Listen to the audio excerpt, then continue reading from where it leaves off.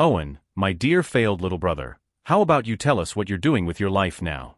Are you still programming in Mom's basement? Derek's laughter echoed through the crowded dining room of my parents' Connecticut mansion.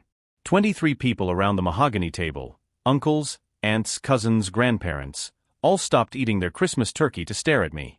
The awkward silence was broken by the nervous giggles of my sister-in-law Jennifer, as she tapped my brother's shoulder as if he had just made the most hilarious joke in the world.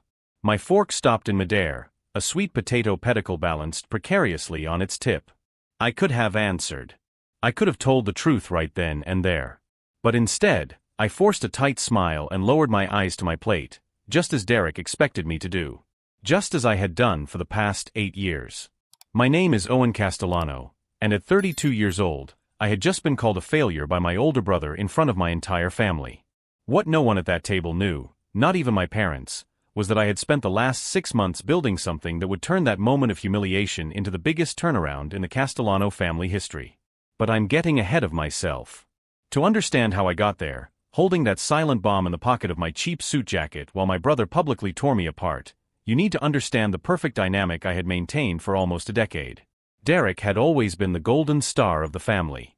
3 years older, a Yale business graduate, married to the daughter of a local politician, living in a $4 million house in Greenwich. He ran Castellano Digital, the digital marketing company my father founded in the 90s and which Derek took over 5 years ago.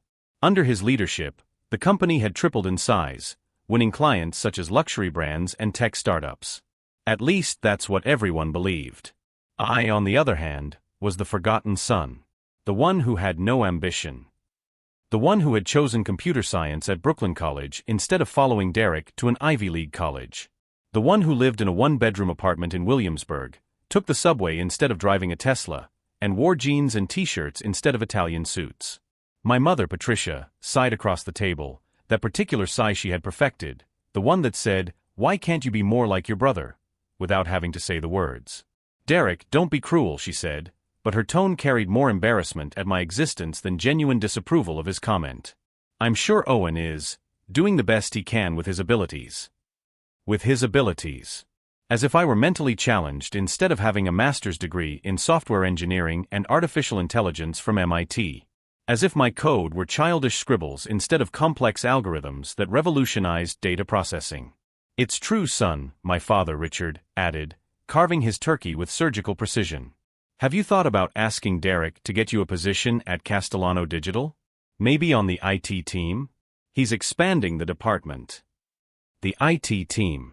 As if I were only qualified to reset passwords and fix printers. I, who had developed 3 machine learning systems that processed millions of transactions per second. I, who had created a data architecture so elegant that large corporations would pay fortunes just to license it. But no one at that table knew that. Because I had learned years ago that sharing my successes with the Castellano family was like throwing fresh meat into a cage of hungry lions. Derek smiled, that condescending smile I knew so well. "Dad, I don't know if Owen has the profile to work in a real company. He's kind of, how can I put it, disconnected from corporate reality." Jennifer laughed again, her high-pitched laugh cutting through the air.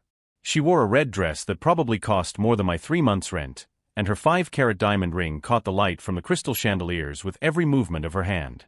"Derek showed me some of the projects Owen sends him," she said, making air quotes with her perfectly manicured fingers. "Honestly, I don't know anything about technology, but Derek says they're pretty basic." My hand gripped the fork so tightly that my knuckles turned white. Basic. The codes I had sent Derek 3 months ago, codes he had asked me to just take a look at, as a favor from a brother, were the basis of a predictive analytics system that could transform any e-commerce business. I had worked on them for 6 weeks, sleepless nights, gallons of coffee, hundreds of hours of testing. And Derek had called them basic. Except I knew the truth. I had discovered the truth 3 weeks ago, when a friend who worked at Castellano Digital accidentally sent me a screenshot. It was an internal presentation, and there was my code, every line, every comment, every function, being presented as the revolutionary proprietary innovation personally developed by Derek Castellano. The presentation had secured a $7 million contract with a retail giant. My work.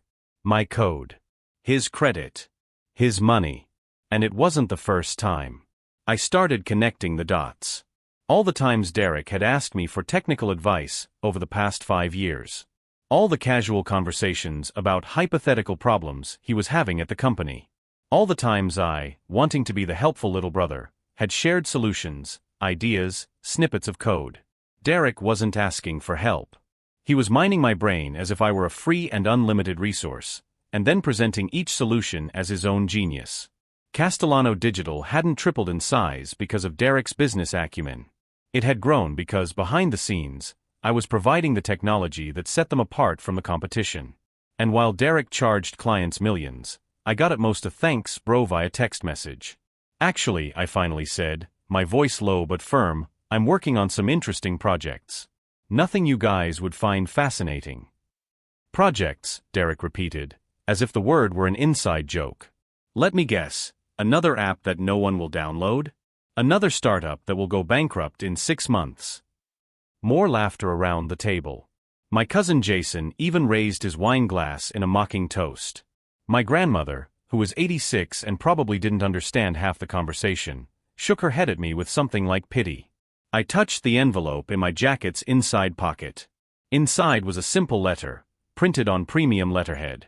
A letter that would change everything. But it wasn't time yet. "Something like that," I replied calmly, going back to eating my cold sweet potato. Derek leaned back in his chair, satisfied, like a king on his throne. He had gotten what he wanted, to humiliate me in front of the family, to reinforce the narrative that he was the successful son while I was the failed project. He didn't realize that I was mentally cataloging every word, every laugh, every look of contempt. Because in exactly 2 days, when that letter was delivered publicly, Derek would discover that his failed little brother had built something he could never achieve, genuine success, based on real merit, without stealing anyone's work. And when the truth about the origin of Castellano Digital's revolutionary technology came to light, Derek would not only have to explain to the family why he lied.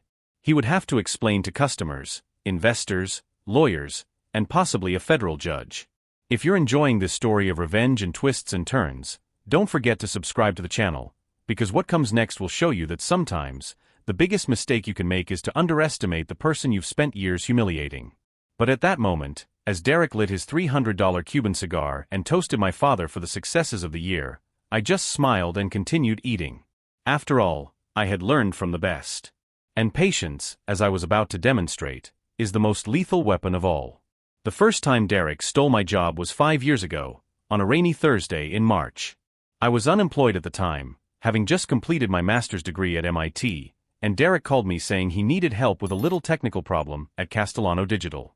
"Bro, you understand this better than I do," he said in that casual tone of someone asking for an insignificant favor. "Just take a look at this website traffic data and tell me if you see any patterns." No big deal. I spent 3 weeks analyzing the data. 3 weeks writing behavioral analysis algorithms that could predict when a user was about to make an online purchase. It was doctoral-level work condensed into a free consulting job for my brother. When I delivered the report, Derek hugged me and said I had saved the company. "You're a genius, Owen. Seriously. When I have some extra cash, I'll pay you properly for this, I promise." 2 months later, Castellano Digital signed a $3 million contract with an e-commerce giant. Derek appeared in Forbes as the young visionary who is revolutionizing digital marketing with proprietary artificial intelligence. My artificial intelligence. My 3 weeks of work. My name nowhere to be found. When I confronted Derek about it, he laughed and ruffled my hair like I was a confused child. "Owen, you gave me that as a brotherly favor. Do you want me to tell investors that my unemployed little brother did the work? That would destroy their confidence in the company. Besides, I turned your ideas into a real business. You just did the technical part." The technical part. As if creating the brain of the entire operation was an irrelevant detail. But I swallowed my anger because Derek was my brother and because my family made me believe that questioning Derek was like questioning the sun for shining. He was the chosen one. I was just technical support. And so began a pattern that would repeat itself dozens of times over the next few years. Derek would call with a little problem. I would solve it. He would present it as his own innovation. The company grew. Derek got rich. I remained in my cramped apartment in Williamsburg, working on freelance projects that paid the rent but never gave me recognition. The worst part wasn't even the intellectual theft. It was how my own family had become complicit in it. I remember a Thanksgiving dinner 3 years ago when I tried to casually mention that I was working on a machine learning project for sentiment analysis on social media. Machine learning, my father repeated, sounding bored as he carved the turkey. Derek mentioned that yesterday. He's implementing something similar at the company. Actually, Dad, I suggested that approach to him last week, I tried to explain. Derek kicked me under the table, his smile never wavering. Owen gives me a lot of interesting ideas. It's nice to have a brother who understands technology, even if he doesn't understand business. Jennifer, who was already engaged to Derek at the time, stroked his arm admiringly. It's so generous of you to help Owen feel useful, dear. It must be hard for him, seeing you so successful while he's still finding his way. My mother nodded in agreement. Derek has always been protective of Owen. Ever since we were kids. Remember how he used to defend Owen from the bullies at school? I remembered. I also remembered Derek being one of the bullies when his friends weren't looking. But no one wanted to remember that part. The reality was that Derek had constructed a perfect narrative over the years. In that narrative, he was the successful benevolent brother who occasionally allowed his less capable brother to contribute with small technical tasks.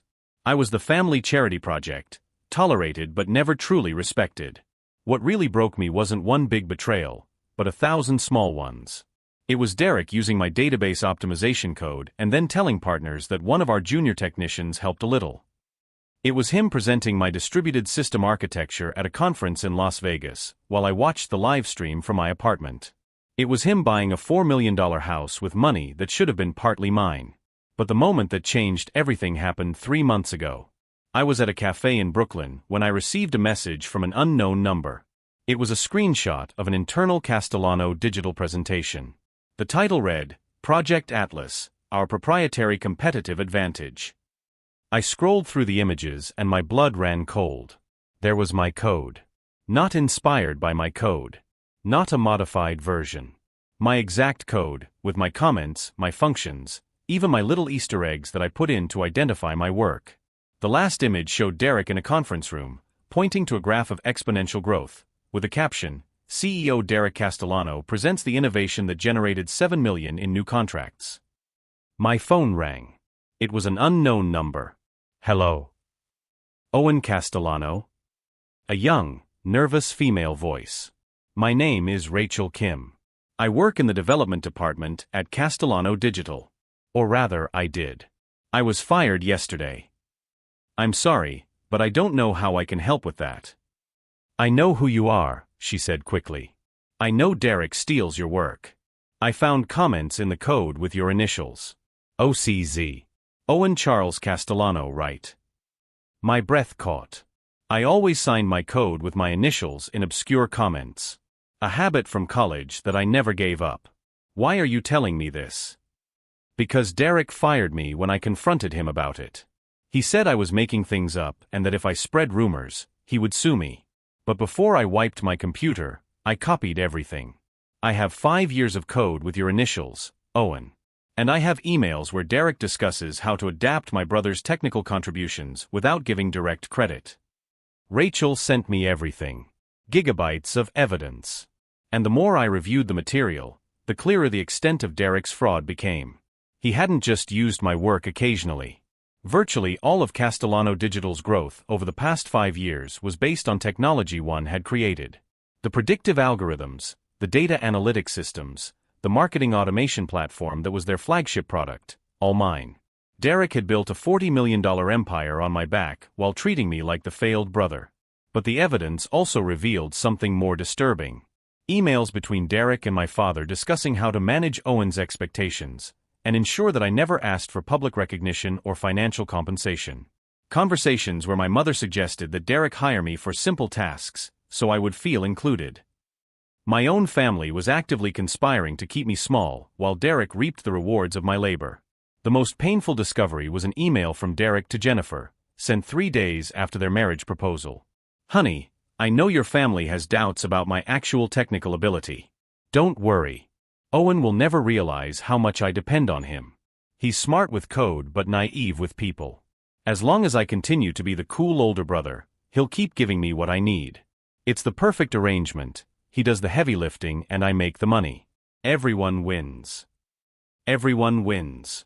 Except me, who had lost years of credit, millions in compensation, and any respect for my own family. That's when I decided it wasn't enough to just expose Derek.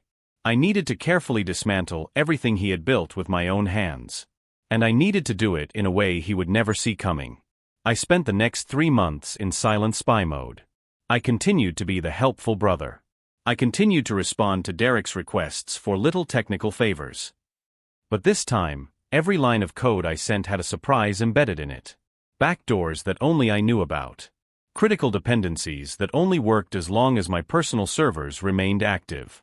Kill switches disguised as optimization features. Every favor I did for Derek was actually a carefully placed landmine, waiting to be detonated.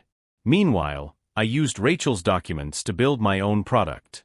I took the concepts Derek had stolen and developed them beyond anything he could ever understand.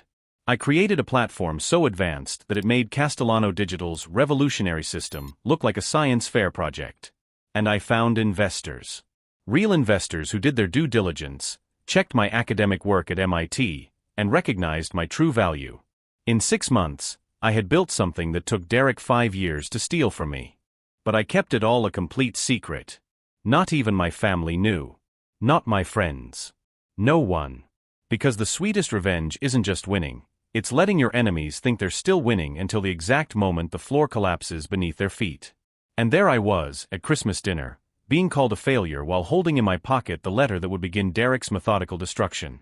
The intellectual property infringement notification letter that would be publicly delivered in 48 hours, at the company's annual event where Derek would announce his biggest success of the year.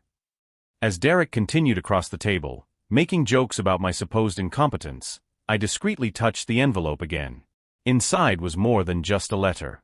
It was the first domino in a sequence that would end with Derek explaining to investors, customers, and especially our family why everything he had built was about to collapse. But at that moment, while the whole family laughed at Derek's jokes, I simply smiled and asked for more wine. After all, in the next 48 hours, it would be Derek who would need every drink he could find. Christmas dinner ended with Derek announcing that he had big news to share at the annual Castellano Digital event in 2 days. It's going to be historic, he said, raising his champagne glass as everyone applauded. The biggest contract in the company's history. $12 million. $12 million. Based on my real-time data processing code that I had helped Derek refine 3 months ago. When I left my parents' mansion that night, my mother stopped me at the door. She held my arm with that touch that always carried more obligation than affection. "Oh, and dear, you need to try harder," she said quietly, looking back to make sure no one was listening. Derek mentioned that there might be a technical support position available at the company. It would be good for you to have a stable job instead of these freelance projects. Technical support. At the company that ran on my technology. I'll think about it, Mom. It's just that, well, you're not getting any younger, and it would be comforting to know that Derek is looking out for you. She squeezed my arm tightly. You know how your father and I worry. Concern. That's what they called it. As if my lack of a luxury car and a house in Greenwich meant I needed to be rescued by my successful brother. I drove back to Brooklyn with a letter burning a hole in my pocket. 48 hours. In 48 hours, that concern would turn into something very different.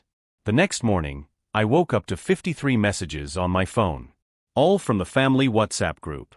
I opened it with my stomach already churning, knowing what I would find. Derek had shared photos from the dinner. But not just casual photos of the family together. He had specifically chosen images where I looked uncomfortable, looking down, isolated at the end of the table. And he had added captions.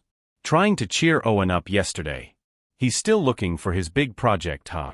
Anyone know of any basic IT jobs? 32 people had liked it. 17 had commented, most with jokes about my eternal quest for success or condescending suggestions for online courses I could take. My Aunt Helen wrote, "Poor Owen. At least he has a generous brother who won't give up on him." My cousin Jason, "Bro, Derek is offering help again. Pride is a luxury the unemployed can't afford." Jennifer, my sister-in-law, "Owen is lucky to have Derek.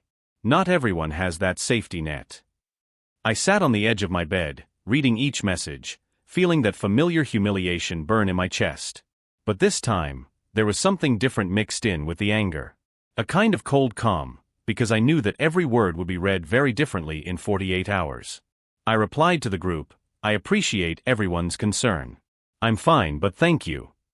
Derek replied immediately, "That's right, bro. Positive attitude. Call me this week and we'll talk about that job opening."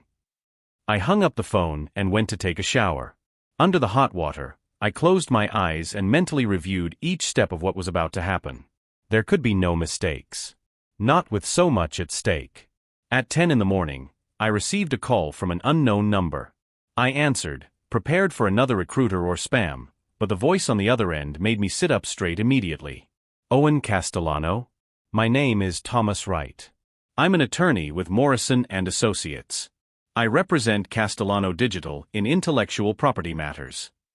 My heart raced, but I kept my voice neutral. "Can I help you?" "We've received an anonymous complaint suggesting that certain code used by Castellano Digital may have been misappropriated. Since you have worked informally with your brother on several projects, we need you to sign a document confirming that all work performed was voluntary and that you waive any copyrights." There it was. Derek was getting ahead of himself, trying to cover his tracks before I even made my move. "Who made the complaint?" I asked. "That's confidential. Probably just a competitor trying to cause trouble. But we need this documentation to protect the company and, frankly, to protect you as well. We don't want anyone accusing you of trying to undermine your own brother's success." The manipulation was so obvious it would have been comical if it weren't so cruel. Derek was trying to get me to sign documents that would legitimize his theft. "I'll need to review any documents with my own attorney before signing," I replied calmly. There was a pause. "Mr. Castellano, this is quite straightforward. And time is of the essence, considering the big announcement Derek will be making tomorrow night. It would be a shame if legal complications delayed this important moment for the family." Veiled threats wrapped in family concern. Derek's style in a nutshell. "Still, I'll want my lawyer to review it. Email me the documents." I hung up and immediately called Catherine Rodriguez, the intellectual property lawyer I had hired 2 months ago. She answered on the first ring. "They took the bait," I said. "Perfect. That gives us grounds to claim they were aware of the intellectual property issue and attempted to obstruct justice. Forward their email to me as soon as you get it." Catherine was one of the best IP attorneys in the country, known for dismantling cases of technological appropriation. Over the past 2 months, she had meticulously reviewed all the evidence Rachel had provided me, along with my own academic records, time-stamped code repositories, and even old emails where I explained technical concepts to Derek. "Owen," she said, her voice growing more serious, "last chance to reconsider. What happens tomorrow will blow your family apart. Are you sure?" I thought about the family group messages. About the years of humiliation. About the dinner where I was called a failure while everyone laughed. About the fact that, at that very moment, Derek was trying to manipulate me into signing away my own rights. Absolutely. That afternoon, I went to the only place where I could always think clearly, the Brooklyn Public Library. I sat at a table in the back, opened my laptop, and reviewed the complete plan for the 100th time. Tomorrow night, at the annual Castellano Digital event, Derek would take the stage to announce the $12 million deal. He had invited investors, clients, specialized media, and of course, the entire Castellano family. It would be his moment of ultimate glory. And that would be when my letter would arrive. Not a private letter delivered discreetly, but a public legal notice served by a bailiff in the middle of the event. Intellectual property infringement, unauthorized use of patented technology, corporate fraud. But that was just the first domino. The code I had given Derek over the past 3 months contained critical dependencies linked to my personal servers. The moment the notice was served, I would shut down those servers. Castellano Digital's entire system would immediately collapse. Customers would be unable to access their dashboards. Marketing campaigns would grind to a halt. The data would be inaccessible. And the $12 million contract? It had a performance clause. If the technology failed within 72 hours of signing, the client could cancel without penalty. I had personally made sure that clause was there when Derek asked me to review the contract, just in case. My phone vibrated. It was a message from Rachel Kim. I just found out that Derek is going to sue me for breach of confidentiality. He said I'll be lucky if I can work as a barista after this. Owen, he's destroying my career. I closed my eyes, feeling the weight of responsibility. Rachel had risked everything to show me the truth. And now she was paying the price. I replied, hang in there for another 24 hours. I promise it will be worth it. She replied with a thumbs-up emoji, but I could sense the fear behind it. That night, I couldn't sleep. I lay in the dark of my apartment, staring at the ceiling, thinking about everything I was about to lose. Because I wasn't fooling myself, what I was about to do would destroy my relationship with my family. My mother would never forgive me for ruining Derek.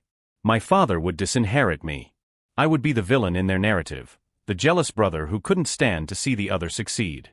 But for the first time in 8 years, I would sleep knowing that I wasn't being robbed. That my work would bear my name. That Derek would face real consequences for years of fraud. Was it worth it? I looked at the envelope on my nightstand. Inside was a copy of the notice that would be delivered tomorrow. I read the first few lines again. To Mr. Derek Castellano and Castellano Digital LLC, you are hereby formally notified of systematic infringement of intellectual property belonging to Owen Charles Castellano. Yes. It was worth it. On the morning of the event, I woke up early and went for a run along the Brooklyn waterfront. I needed to burn off the adrenaline that was making me restless. As I was running, my phone rang. It was my mom. Owen, honey, you're coming to Derek's event tonight, right? He's reserved a special table for the family. I'll be there, Mom. Good. You know, he really cares about you. He was saying yesterday that he wants to help you find direction in life. You're very lucky to have a brother like that. I swallowed the response I wanted to give. I know, Mom. Wear something presentable, okay? There will be important people there. I hung up and stopped running, my hands on my knees, breathing deeply. There's no turning back now. In a few hours, everyone would know the truth. And the definition of important people would change dramatically. At 5 in the afternoon, I put on my only suit, a navy blue one I bought secondhand 3 years ago. It wasn't Armani like Derek's, but it would do. I looked in the mirror and almost didn't recognize the man staring back at me. There was a determination in my eyes that had never been there before. My phone vibrated. A message from Catherine, bailiff in position. Waiting for your signal. I replied, wait for Derek to start his keynote speech. I want everyone to see. I got in my car and drove to Manhattan, each mile bringing me closer to the moment that would change everything. The event was at the Metropolitan Ballroom, a luxurious hall in the heart of the city. When I arrived, the place was already packed. At least 200 people, all in formal attire, holding champagne glasses. I saw Derek in the center of a group of investors, gesturing animatedly, his confident smile lighting up the room. Jennifer was beside him, stunning in a gold dress, perfectly playing the role of the successful CEO's wife. My parents were at a table near the stage, chatting with other family members. My mother saw me and waved, pointing to the empty chair they had saved for me, at the end of the table, of course. The place for the least important relative. I sat down and accepted the glass of champagne my cousin Jason offered me. Big night for the Castellanos, huh? He said, winking. Good to see at least one of us made it. Definitely, I replied, taking a sip. At 8 o'clock sharp, the lights in the hall dimmed and Derek took the stage. The spotlight illuminated him and he waited for the applause to die down before he began to speak. Good evening, everyone. I'm thrilled to share with you the greatest moment in the history of Castellano Digital. I grabbed my phone from under the table and sent Catherine a message, now. And then, as Derek continued his speech about innovation and technological excellence, the double doors of the hall opened and a man in a gray suit walked in, heading straight for the stage. The bailiff was carrying a large white envelope. And everyone in the hall stopped to watch as he climbed the steps to the stage, interrupting Derek mid-sentence. Derek Castellano, he said, his voice echoing through the microphone Derek was still holding. Yes. Derek replied, confused, smiling nervously at the audience as if this were part of the show. You have been officially served. The officer held out the envelope. And it was at that moment, as Derek opened the envelope with trembling hands and his face turned pale, that everyone in the hall began to understand that something was terribly wrong. But no one yet knew how wrong it was about to get. Because in exactly 70 seconds, when Derek finished reading the first page of the notification, my finger would press the button on my phone app that would shut down all the servers. And the empire Derek built with my hands would begin to crumble in real time. Derek read the first page of the notification, and his face went from pale to gray. His hands trembled as he held the paper while the bailiff stepped down from the stage. The hall remained in absolute silence, 200 people witnessing the moment when Derek's empire began to crack. "This is a misunderstanding," Derek said into the microphone, his voice faltering. "A mistake that we will quickly resolve." But I had already pressed the button on my phone. On servers spread across 3 states, systems began to shut down in program sequence. The Castellano digital platform began to experience critical errors. Dashboards went blank.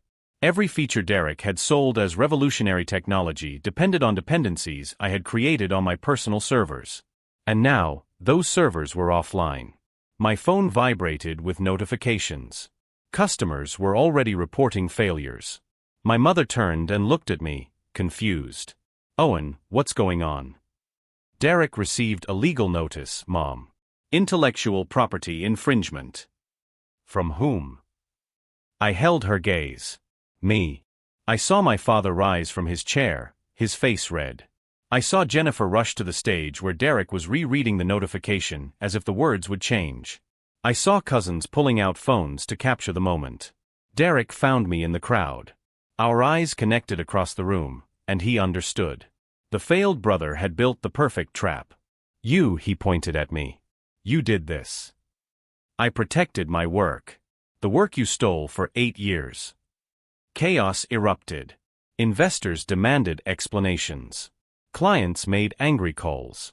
Journalists pulled out cameras, realizing they were witnessing a bigger story. My father came up to me, his face contorted.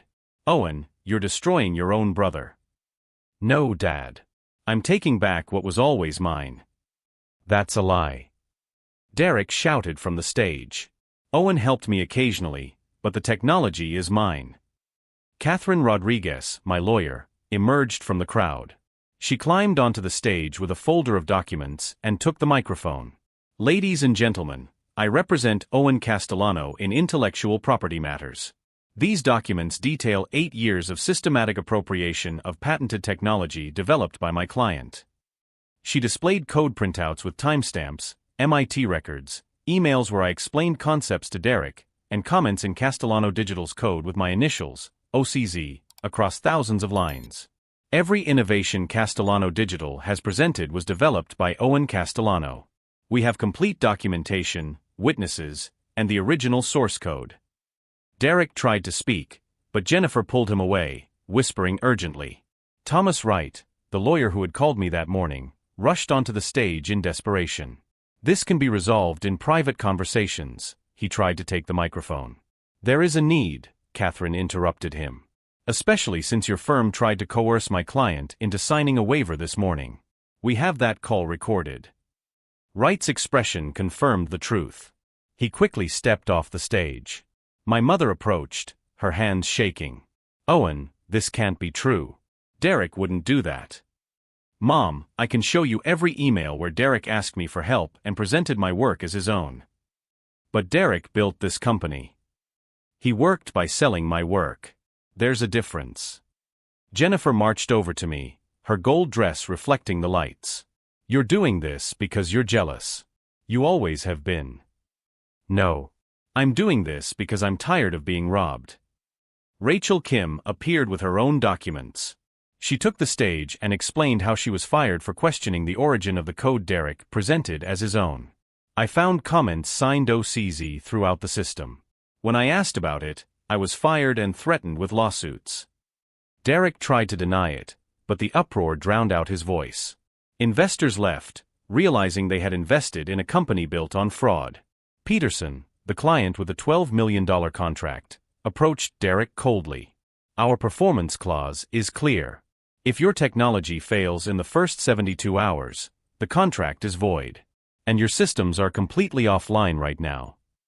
Derek looked at Peterson's phone and then at me. "Owen, you need to turn the servers back on. Please. Innocent people are going to lose their jobs.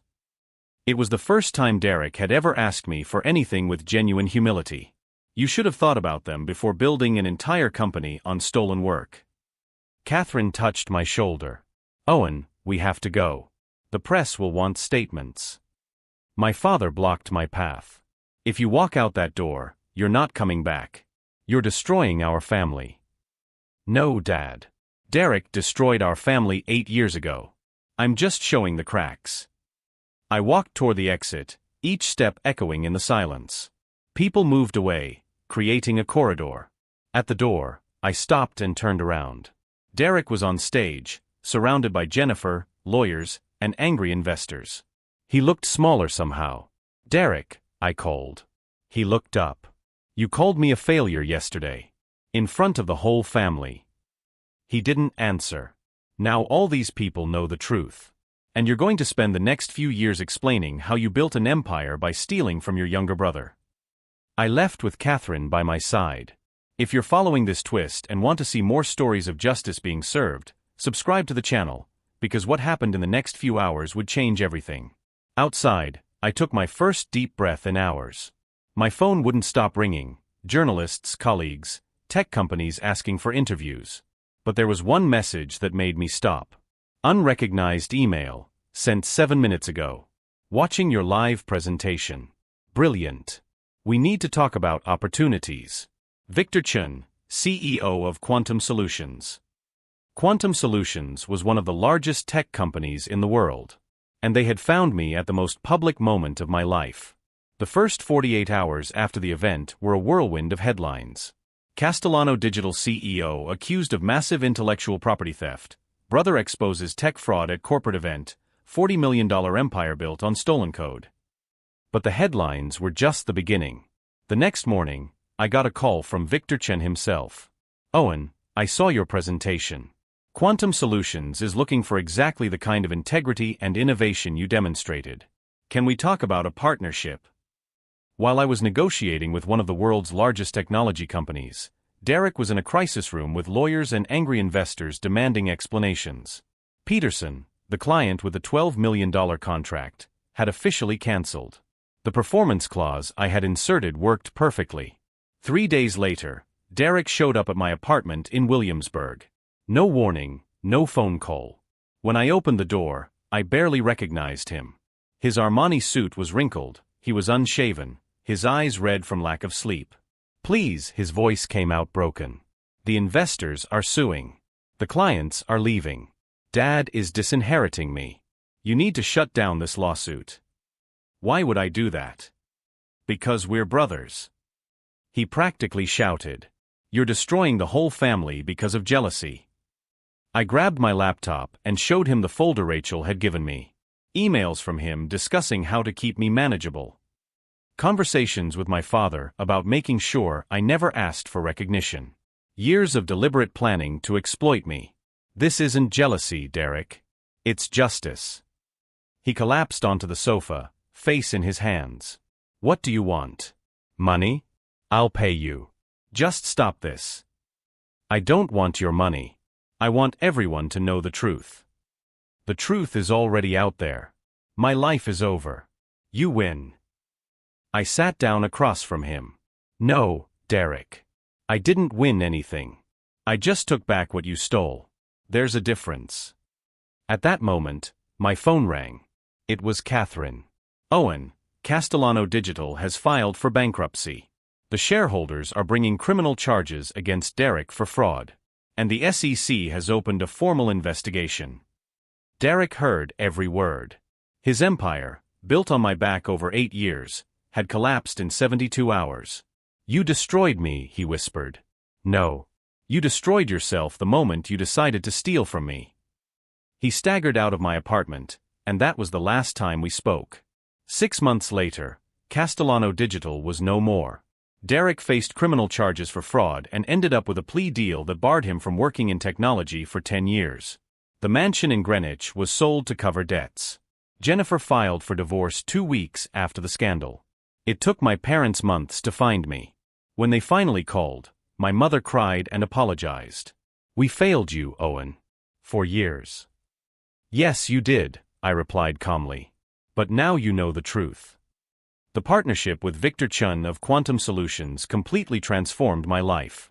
My technology, finally under my name, generated 50 million in contracts in the first year. I hired Rachel as director of operations. She deserved recognition for the crucial role she played in exposing everything. Derek sent me an email months later. You were right. I became everything I swore I would never be. I'm sorry isn't enough, but it's all I have. I never replied. Some bridges burn for a reason. Today, my company employs 80 people. I've implemented strict authorship recognition policies. Every line of code has a name attached to it. No one steals credit here. Last week, I gave a lecture at MIT on intellectual property and ethics. Afterward, a student asked me if it was worth destroying my family for justice. I didn't destroy my family, I replied. I exposed an unhealthy dynamic that already existed. The difference is that now it can no longer hurt me. Derek tried to destroy me by calling me a failure. But failure isn't falling down. It's accepting to stay down while others walk all over you. If this story of reversal and justice touched you, subscribe to the channel for more stories of people who refuse to remain victims. Because sometimes, the greatest success isn't avoiding the fall, but using it as momentum to build something that no one can take away from you. The last I heard from Derek, he was working as a freelance consultant, trying to rebuild a reputation that will never be the same. As for me, I'm opening our third office in San Francisco next month. And every plaque on the wall has my name on it.